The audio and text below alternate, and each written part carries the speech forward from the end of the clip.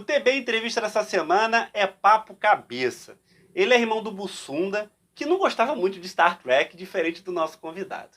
A gente descobriu que o Sérgio Besserman era trekker por conta dele aparecer no Jornal Nacional recentemente. Olhando a foto, logo se vê itens de Star Trek presente. E ele tem canal no YouTube. E olha como ele abre os vídeos por lá. Amigas, amigos, temos uma boa pergunta. Sérgio Besserman é economista, professor da PUC do Rio de Janeiro e foi presidente do IBGE.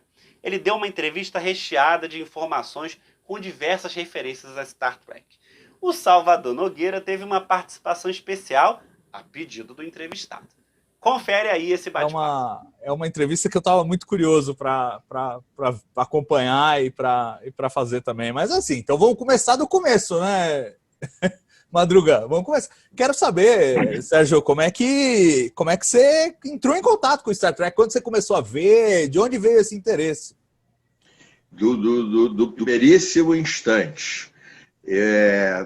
A rigor, antes de começar a passar o Star Trek, o Capitão Kirk, no início, eu já tinha sido despertado. Eu sou carioca. Aí eu voltava da praia com a babá. E tinha Judete, e tinha uma livraria, Copacabana era bem diferente, na esquina da Avenida Atlântica, livraria Thomas Jefferson. E como era ali tal, voltando, naquela época mesmo de garotinho, bem pequenininho, devia ter uns 5, 6 anos, entrei e tinha logo uma primeira sessão com uns livros antigos, de uma coleção antiga, que era a galáxia, os planetas, o Sol. E aí eu vi aquilo assim e tal. No dia seguinte fui lá com minha mãe pedir, e aí comecei a me interessar por astronomia, por olhar o céu, nada igual todo mundo, igual toda criança. E pouco tempo depois, impossível a memória me dizer hoje quanto, começou a série Jornada das Estrelas na televisão. A televisão estava começando. Ainda era preto e branco. A televisão já tinha começado há alguns anos, mas estava começando a generalizar. E eu me encantei, e daí em diante eu sei os diálogos de cor. Até de Discovery, Picard. Muito legal, muito legal. E assim, então quer dizer, começou com astronomia, começou com o encantamento pelo espaço. Começou com o encantamento pelo espaço. Muito criança, mas uma percepção de uma science fiction. Antigamente a gente falava sci-fi e tinha uma outra expressão para o que era mais tipo assim, Star Wars, que não tinha nada a ver com o rigor científico, mas que as fantasias não tivessem uma construção que, por analogia, fosse como ciência e tal. E aí eu reparei isso no Star Trek, inconscientemente, total, mas que eles tentavam, tinha tudo uma explicaçãozinha, velocidade de dobra. Aí eu perguntava ao meu pai, disse, não, isso não existe, mas pode ser. E aí, quer ler um livrinho de Einstein? Meus pais botavam a gente para ler, qualquer coisa, policial, quadrinho, que eu não interessa, mas se não tivesse lendo, não tinha conversa, tinha que ler. Aí isso também me atraiu e, poxa, é fascinante, né? Aquela coisa no primeiro muito construído. Sabe o que eu lembrei agora? Minha esposa adora A Montanha Mágica, de Thomas Mann. E é aquele diálogo o tempo todo entre uma razão mais e a emoção. E aquela construção do Kirk com o Spock, a razão, a lógica, e do outro lado um impulsivo, né? Até aquilo também é muito fascinante. Acho que aquilo me grudou desde o primeiro momento também. Tem um lado psicológico assim, interessante. Ô Sérgio, deixa eu não queria te atrapalhando, mas assim, você foi presidente do IBGE num período extremamente interessante que você acabou sendo o grande coordenador do Censo 2000, né? Pegou um momento que o IBGE já não estava lá muito bem das pernas, você já entrou com o IBGE mesmo. Mas eu tenho uma crítica ao censo, eu vou aproveitar a entrevista e vou fazer essa crítica no ar. No censo não tinha a opção de religião, não tinha tracker. Isto é verdade, mas tinha outras, né? Agora a gente sem saber. Mas, poxa, isso é muito curioso. No censo 2000, foi curioso que eu digo porque fui eu que me interessei pelo resultado depois, já tinha até saído do IBGE. Tem lá as religiões, e aí tem nenhuma religião, copiando o questionário. Quanto mais parecido entre os países, a estatística é mais comparável, né? Então, todo mundo tenta fazer perguntas parecidas. E me atraiu a atenção demais aquele número, o percentual de nenhuma religião era grande. E isso só acontece em países, Escandinávia, Alemanha, alguns lugares dos Estados Unidos. É interpretado como ateu. Aí eu botei a lupa um pouquinho mais na estatística. Desculpa estar mudando, está saindo de Star Trek, mas é uma viagem bacana, porque aí eu botei um pouco mais e descobri o seguinte: comunidades do Rio de Janeiro, eu tenho muitos amigos em favela, em comunidade. Falo favela porque aqui o pessoal gosta de falar favela, não. Comunidade é negócio intelectual lá aqui de. Aí eu tenho muitos amigos e trabalhava com isso, e fui olhar e em muitas comunidades o percentual muito alto também, que eu achei muito estranho, porque, enfim, tem todas as correlações com outras variáveis. Aí botamos um pouco mais a lupa. No Brasil é uma coisa muito interessante. O cara responde em uma religião, não tem a ver com ser ateu ou não ser ateu. Ali estão os ateus. Mas ali tem a ver com o seguinte: o sujeito não se sente preso a nenhuma religião. Ele é livre. Ele é evangélico, mas deixa de ser evangélico, vai para o catolicismo, vai para o candomblé, depois volta para não sei onde. É um conceito único no mundo. A mesma pergunta aqui a resposta tem um significado diferente. O brasileiro se sente num percentual bastante grande com a liberdade individual para navegar entre as várias espiritualidades. Bacana. Não, é muito curioso você falar isso, porque realmente esse sincretismo religioso é uma coisa muito brasileira, né? O cara pega uma coisa do espiritismo, bate ali com o catolicismo, puxa uma coisa dos evangélicos e pá, é isso aí. Vai embora e muda ao longo da vida. E assim, só para fechar o círculo, eu acho que isso tem muito a ver com Star Trek, na verdade, né? Porque Star Trek é celebração da diversidade e não tem nada mais diverso que isso. Começa assim. Já tinha Tenente Uhura, uma negra, num papel de destaque, coisa que era raro. E termina não, vamos audaciosamente continuar, indo onde nunca ninguém esteve. Espero que a franquia continue. Mas o Picard, que é a última série, né? Ela me atraiu a atenção por uma entrevista dele, do ator, que é um ator shakespeariano, uma das grandes razões de sucesso da nova geração, né? Além de ser espetacular. E aí ele disse, não, porque ele já está com muita idade, né? Eu pensei, por que ele se animou de fazer? Ele disse, não, quando vocês virem, vocês vão entender por que eu topei fazer. Eu topei por causa... Vocês vão entender. E aí eu fui ver Picard, veria de qualquer maneira, ficaria esperando para ver desde o início, qualquer que fosse o roteiro, o conteúdo, etc. Tal. Mas eu fiquei com essa coisa atrás da orelha, essa pulga. O que ele quis dizer? E aí me bateu no coração de novo. Quer dizer, começou lá aos 6 anos de idade e agora aos 62 continua, como em vários e vários momentos, porque é um manifesto, na minha leitura, sempre o segredo da nova geração, entre várias, uma das coisas, está ligado com o Zeitgeist, né, o espírito da época.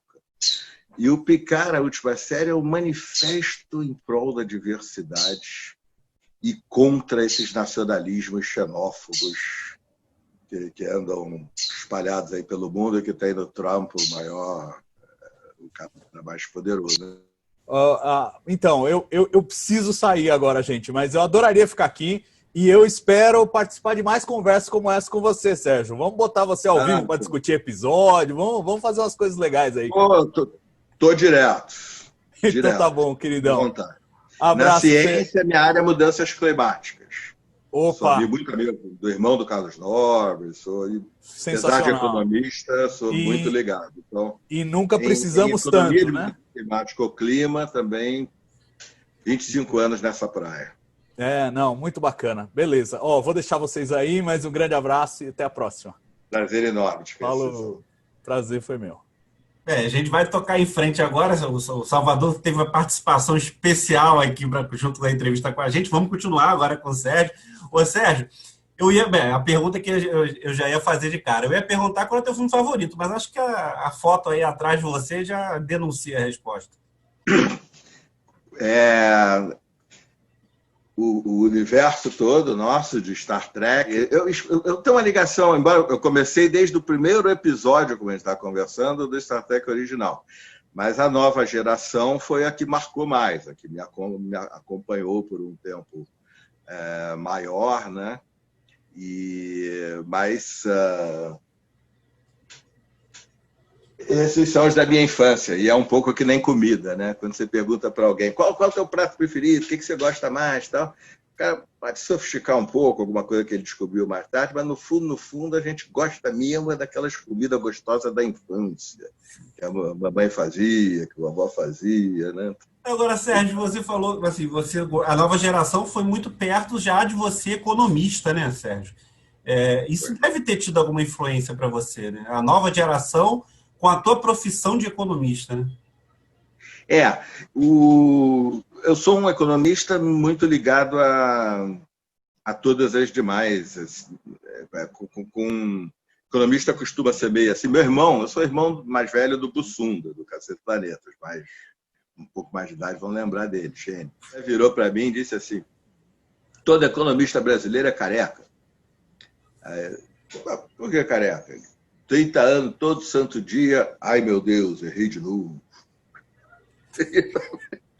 Mas eu sou um economista muito ligado em ciências, especialmente história natural. Mas minha área em economia, há mais de 20 e poucos anos, concentrou-se um tanto em economia de mudanças climáticas, mas sou muito ligado à história, à filosofia, e Star Trek, principalmente a nova geração, quase sempre, a maior parte dos episódios, dos que eu gosto mais, é um debate entre as duas éticas.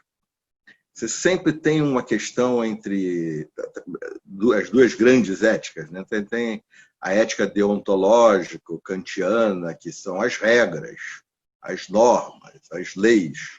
A Torá, que é o Pentateuco do Antigo Testamento, da Bíblia, quer dizer a lei. Isso é uma ética. Tem outra ética que é a consequencialista, utilitarista. Esse nome parece feio, mas é a ética dos resultados, do que vai acontecer de verdade com aquela escolha que você fizer. E a vida humana é um debate permanente, é um conflito permanente em nós mesmos entre essas duas coisas, entre essas duas formas de ser ético. E Star Trek é muito, muito isso. E isso sempre me atraiu demais. Alguns episódios são clássicos, extraordinários desse debate entre a ética kantiana e a ética consequencialista. E, em especial, na nova geração, há momentos fantásticos disso. Então, tem um episódio, não sei o título em inglês, Os Direitos de Data. Você lembra quando um cientista da Federação quer pegar o Data, desmontar para fazer muitos? E o Data não quer. E a discussão começa pelo se ele tem o direito ou não. A juíza está avaliando pelas leis da Federação se ele é uma propriedade ou é um ser consciente. Mas aí a Whoopi Goldberg passa para o Picard numa daquelas conversas de bar lá na Enterprise, e o Picard tem uma interpretação magistral, ele saca, e aí ele volta para o julgamento e diz: nós estamos aqui discutindo isso, mas então você quer muitos datas, né? E muitos datas servindo a todos os humanos, e o cientista vai embarcando na canoa dela, aí ele vira para a juíza e diz: isso me parece escravidão. Seria o resultado de muitos datas servindo aos sapiens. Então, essa coisa, esse debate ético sempre presente ali, muito presente na nova geração, e muitos outros séries também, foi uma das coisas que fez da nova geração. Acompanhou minha vida profissional, acompanhou minha entrada no movimento ambientalista e ecologista no Brasil, e depois eu mudanças climáticas em geral, tem debates ali. Alexandre, não sei se você lembra, tem um debate que é inspirado na ciência de mudanças climáticas, mas não diretamente, por analogia, sempre muito sofisticado, né, que nem Star Trek, que é um que tem um casal não, irmão e irmã de uma espécie humanoide de um planeta que começam a dizer que a velocidade de dobra destrói o subespaço. E há um negacionismo até dentro da Enterprise. Como assim? Destrói o subespaço, não sei o quê, mas prevalece, vamos investigar, não sei o quê. A irmã, a mulher, resolve provar de uma vez só, morre heroicamente, mas prova. E aparecem uns gráficozinhos quando o irmão em seguida vai mostrar o resultado da experiência, muito inspirados em ciência de mudanças climáticas, nos cenários de aquecimento global. E o episódio termina com o Picard olhando para o espaço, naquela janela do escritório dele, e pensando, poxa, eu comecei explorando o universo, tudo tem limites, mais ou menos, ele diz, tudo tem limites. Até a exploração do universo pela Federação, pela Frota Estelar. Eu passo esse episódio no meu curso na PUC. Ai, que legal! Eu passo esse episódio do finalzinho, olha, tudo tem... Nós estamos discutindo aquecimento global, mas tem uma questão filosófica por detrás. O humano vive uma sociabilidade hoje que é mais, ter, crescer, como se isso não tivesse limite. Num sistema limitado e praticamente fechado, que é a Terra. Só entra a luz do Sol, sai alguma radiação. E mais umas coisas, uns meteoros aí de vez em quando, e outras. Mas é praticamente fechado, né? Outras radiações. Então, essa é uma ideia completamente maluca para um economista. Deveria ser. E, no entanto, todos os economistas trabalham para quê? Para o PIB crescer. E a ideia é que vai ser sempre assim, para todos sempre. O fim da história do Fukuyama. Se você pensar, crescer para sempre num sistema limitado e praticamente fechado é uma ideia mística. Não considera a segunda lei da termodinâmica, a lei da entropia. É uma ideia completamente sem sentido. Mas é a cabeça dos economistas. E eu sou economista, mas da PUC, 40 anos dando aula, mas sempre com a adoção muito... Sobraram os cabelos aqui, que é porque a ideia é que a economia é só uma janelinha para olhar a realidade, a única coisa que existe é a história, então sem as outras janelas, antropologia, todas as janelas, e sem a biologia, sem a física, a economia é completamente sem sentido. Eu sei que você bebe da série clássica, enfim, porque é aquele amor antigo, primeiro amor, a gente entende sobre isso. Mas qual o filme de cinema que você mais gosta? Como tu está falando muito da parte ambiental, eu ia chutar que tu gostou do filme das baleias. Gostei, mas não foi. Dos filmes, eu gosto dos recentes, dos 2 Star Trek recentes agora. Eu gosto demais dos outros filmes também, mas como eu gostava mais das séries, vinha o filme e para mim não era mais do que o que eu já estava vendo, acompanhando Nova Geração, Deep Space Nine, Voyager. Então não era uma atração assim tão especial. Agora eu acho um grande clássico presente em vários momentos, agora cada vez mais, A Ira de Khan. Ali também tem esses debates todos, políticos, filosóficos e tal. Então, a Ira de Khan, daquela série antiga. Mas eu gostei muito do Star Trek dos 2 recentes. Achei a interpretação do novo Spock, não é o Leonardo Nimoy, isso é impossível, mas conseguiu ser um Spock. Isso não é fácil, não. Conseguiu... então eu gosto dos 2, Além da Escuridão, o segundo e o primeiro. Dessas novas produções, a gente tem Discovery, que foi, na verdade, quem deu esse primeiro pontapé para começar a vir tudo, né? Agora, recentemente, a gente tem o Lower Decks, que é o desenho animado, que enfim, já tentando capturar um público novo. Para o futuro, a gente já tem um monte de coisa boa planejada. O que tu tá achando? tem esse remake da versão original, né? Como é que é o nome mesmo? Eu tô vendo. Vai ter o Strange New Worlds, né? Que vai ser com o Capitão Pike, né? Todo quarto episódio. Eu imagino que você vendo Discovery deve ter ficado enlouquecido com o Pike e a Enterprise lá em Discovery também. Então, assim, o que tu tá achando dessa nova fase de Star Trek? Que, assim, tu pega desde a primeira. Mas e essa nova fase já? O que tu tá achando? Bom, primeiro, assim, é difícil separar uma opinião, uma análise do sentimento. O simples fato de ter voltado a ver produções, ou ver coisas originais do universo Star Trek, e de boa qualidade, assim, no sentido produções legais, bons atores e tal, já me causou uma alegria tão grande que fica difícil.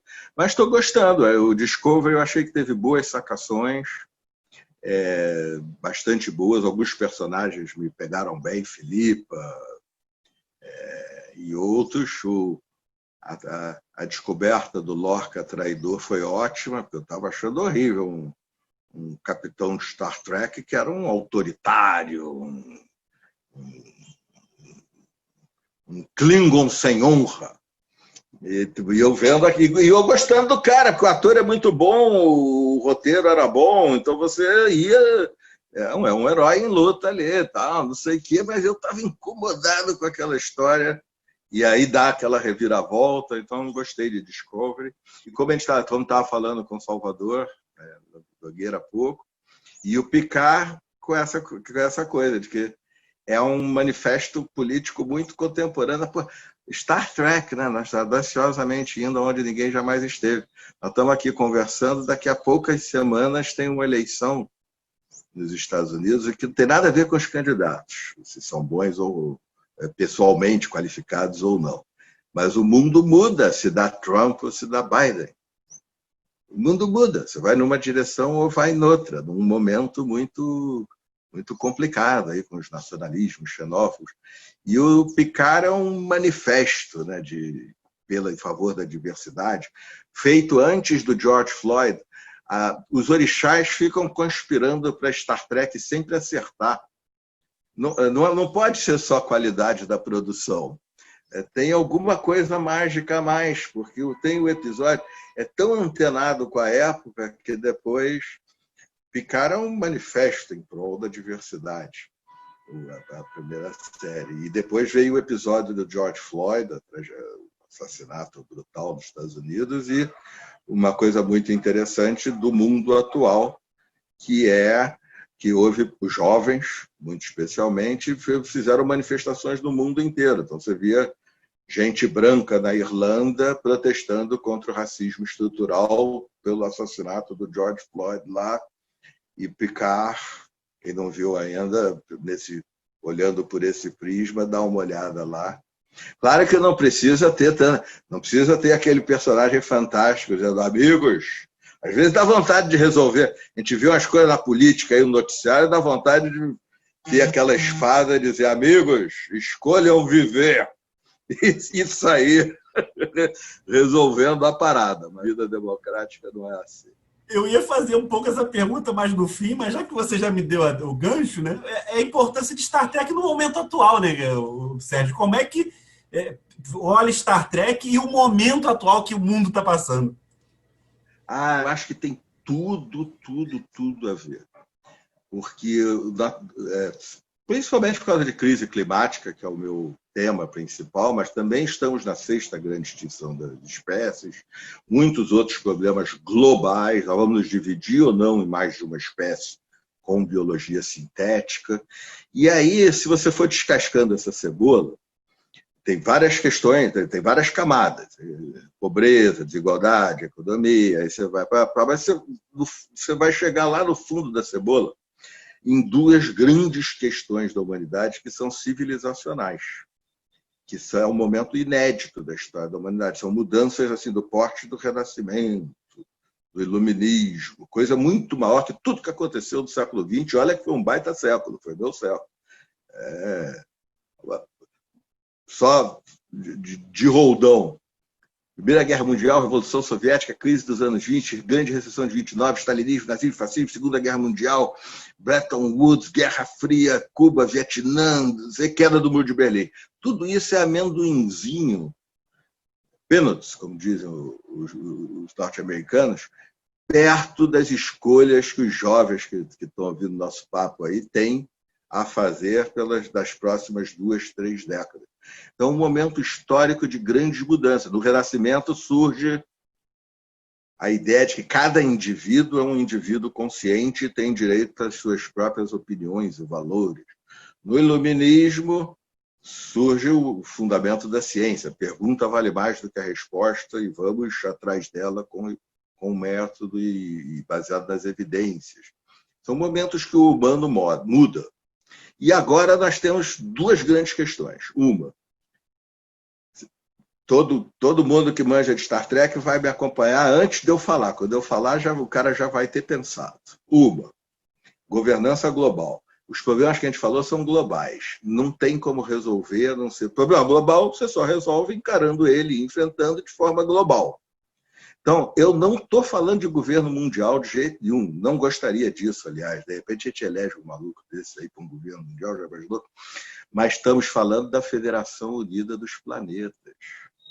Estamos falando do finalzinho da Enterprise, da série primeira no tempo cronológico, né? Do surgimento da união de tribos completamente diferentes. Vulcanos, andorianos, terráqueos, etc., na Federação Unida dos Planetas. O mundo virou uma tribo só, uma tribo de muitas tribos. Mas, na verdade, ele não virou ainda. Ele não existe nem para enfrentar a pandemia, nem para enfrentar o clima, nem para enfrentar a crise climática, nem para enfrentar desafios como a desigualdade, que é uma questão global, não se resolve mais dentro de um país só. Os direitos humanos fundamentais, diversidade de todos os tipos.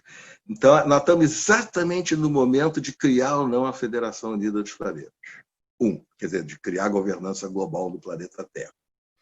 2, pela primeira vez na história da humanidade, a gente tem que pensar num tempo mais longo. Tempo longo. Nosso tempo é muito curtinho mesmo. A gente vive 80 anos, Jesus esteve aqui há 2.000 anos, para quem crê. As pirâmides, primeiras civilizações, 6.000, 7.000 anos. A agricultura, 12, 13.000. E o primeiro Sapiens, 300.000.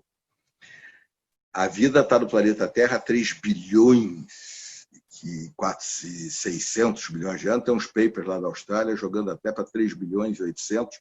Salvador Nogueira, acho até que ele já escreveu sobre isso, porque se esses 200 milhões de anos a mais forem verdade, a probabilidade de vida pelo universo aumenta muito, porque significa que a vida já vai ter surgido na Terra quando a gente ainda estava sendo bombardeado, a atmosfera ainda não protegia de radiação e tal.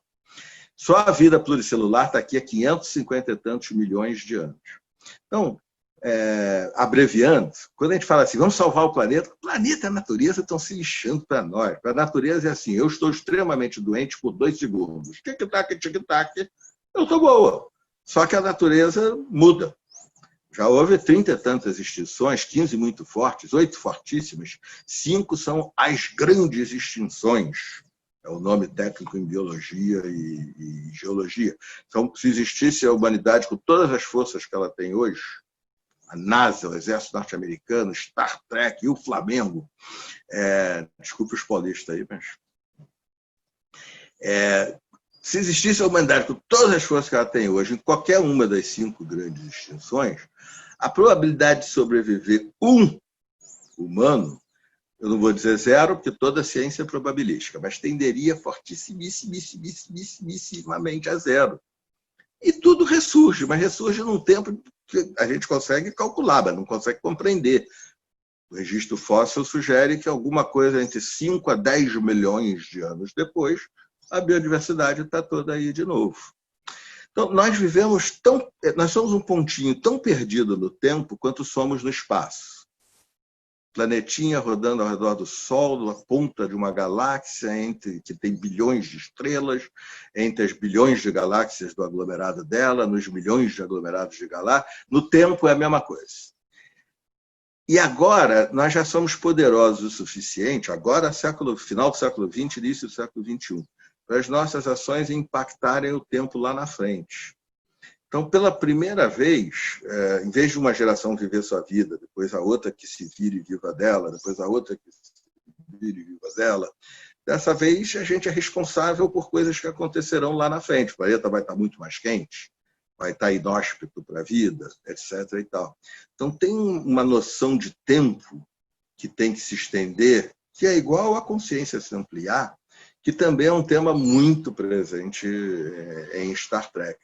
Ela está antenadíssima com as grandes questões da humanidade e do universo, como sempre. Ela continua indo audaciosamente aonde ninguém nunca jamais esteve.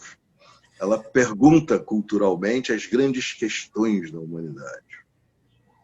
Ô, Sérgio, cara, eu vou ter que terminar, porque senão a gente vai ficar aqui muito... O Sérgio é uma pessoa sensacional. Ô, Sérgio, obrigado pela entrevista. Eu queria que tu deixasse uma mensagem final, que, assim, tem um pouco do economista, tem um pouco do cara que é ligado à parte ambiental, mas é um trekker apaixonado. Deixa uma mensagem aí do que a gente pode esperar daqui para o futuro, tentando usar Star Trek como uma base de raciocínio. Você me deu uma ideia.